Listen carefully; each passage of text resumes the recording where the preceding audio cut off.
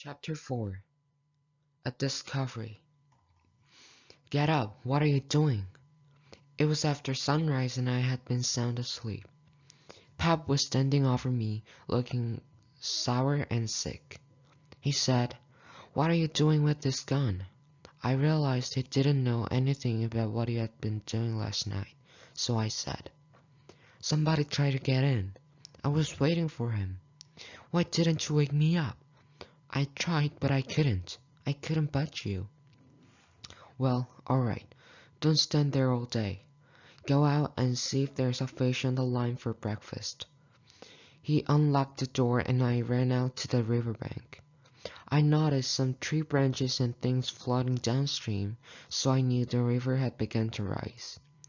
I walked along the bank and saw a canoe. A beauty, too, about 13 or 14 feet long. I jumped into the water head first, clothes on and all, and swam for it. At first I thought my pa would be glad to see the canoe. It would be worth $10 at least. But when I got to shore, Pop wasn't in sight. Just then, I had another idea. I decided to hide the canoe. Then, instead of hiding in the woods when I ran away, I could go down the river about 50 miles and camp in one place for good. I was pretty close to the cabin by this time. I kept thinking I could hear the old man coming, but I was finally able to get the canoe hidden. Then I saw Pop down the path. He was aiming the gun at some birds in the distance. He hadn't seen anything. While Pop and I rested after breakfast, I tried to think of a way to keep him and the widow from trying to following me. That would be better than just hoping I could get away before they noticed I was gone. I couldn't figure it out for a while, but by and by, Pop sat up to drink some water and said, "The next time a man comes prowling around here, you wake me up. You hear?" That man was up to no good. "The next time you better wake me up." Then he lay down and fell asleep. What he said gave me the very idea I wanted. I could fix it now so nobody would ever think of following me. At about noon, we got up and walked along the bank. The river was rising pretty fast, and lots of driftwood was going by. Pretty soon, along came part of a raft, 9 logs tied together. We went out and pulled it ashore. Pop wanted to head right to town and sell the logs, so he locked me in the cabin, took our little boat, and started towing the raft. It must have been around half past 3. I didn't think he would come back that night. I waited until I thought he was far enough away, and then I went to work with my saw.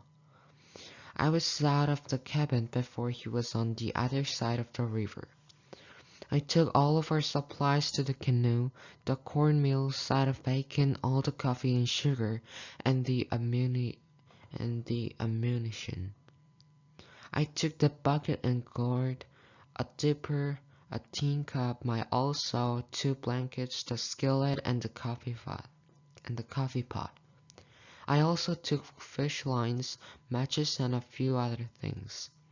Everything that was worth a cent. I cleaned out the place. I wanted an axe, but there was only one and I had a special plan for it. Finally, I packed up the gun. I covered up the tracks I had made and patched up the hole I had cut in the back of the cabin. I stood on the riverbank and looked out over the river, all safe. Then I took the axe and smashed it in the door. It was all part of my plan. I bit it and hacked at it a lot. Then I poured some old pig's blood all around and dragged a sack full of rocks along the ground toward the river. The left grew some looking tracks as if a body had been dragged. I wished Tom Sawyer was there.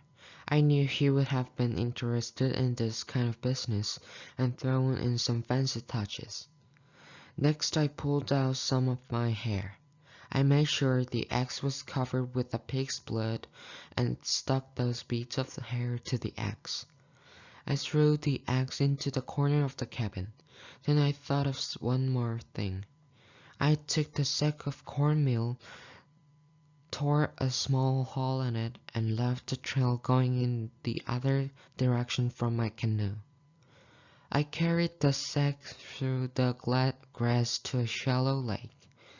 I dropped the stone that Bob used to sharpen his knife there, too, as if it was left by accident. Then I tied up the hole in the sack of cornmeal and brought it back to the canoe. It was about dark now, so I moved the canoe down the river under some willows that hung over the bank and waited for the moon to rise. I ate a bit and lay down in the canoe to think of a plan. I said to myself, they will follow the tracks to the shore and look in the river for me. Then they will follow that trail of cornmeal to the lake and search around there. They will think a robber killed me and took all the things.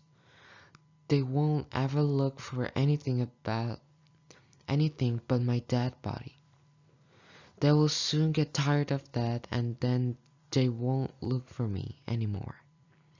I decided to hide out on Jackson's Island. I knew the place pretty well and nobody ever went there. Then I could paddle to the town at night, slink around and pick up things I wanted. I was pretty tired and soon fell asleep. When I woke up, I didn't know where I was for a minute. I sat up and looked around, a little scared. Then I remembered. The river looked miles and miles across. The moon was so bright that I could have counted all the logs that drifted along, black and still. Everything was that quiet. It looked late. It even smelled late, if you know what I mean. I don't know any other words to describe it. I yawned and stretched and was about to unhitch and start paddling when I heard a sound on the water. I listened and pretty soon I made it out. It was that dull, regular kind of sound that comes from oars moving in the water when it's a still night. I peeped out through the willow branches and there it was, a little boat away across the water. I couldn't tell how many people were in it. It kept coming. When it got closer, I saw there was only one man in it. I thought it might be Pop, even though I wasn't expecting him. Soon, he came so close I could have reached out and touched him. Sure enough, it was Pop. I didn't lose any time. In a minute, I was moving the canoe quietly down the river. I got a few miles away, then moved to the middle of the river. Pretty soon, I would be passing the ferry landing and people might see me if I got too close. I got out among the driftwood. Then I lay down in the bottom of the canoe so no one would see me and let it just float. I lay there and had a good rest, looking away into the sky. There wasn't a cloud in it. The sky looks ever so deep when you lay down on your back in the moonlight. I would never known that before. And how far a person can hear on the water. I heard people talking at the ferry landing. I heard what they said, too. Every word of it. One man said the days were getting longer now, the nights shorter. Another said that this wasn't one of the short ones and then they left. I heard one man say it was nearly 3 o'clock in the morning. After that, the talk got farther and farther away. I couldn't make out the words anymore, but I could hear the mumbling now and then a laugh too. But it seemed a long way off. After a while, I sat up. There There was Jackson's Island, covered with trees and looking big, dark, and solid, like a steamboat without any lights. It didn't take me long to get there. I paddled the canoe into a section of the bank that I knew about. I hid among the willow branches. When I was done, nobody could have seen the canoe from the outside. I went and sat on a log at the head of the island. I looked out on the big river and the black driftwood. At the town a few miles away there were 3 or 4 lights twinkling. A very big lumber raft about a mile upstream.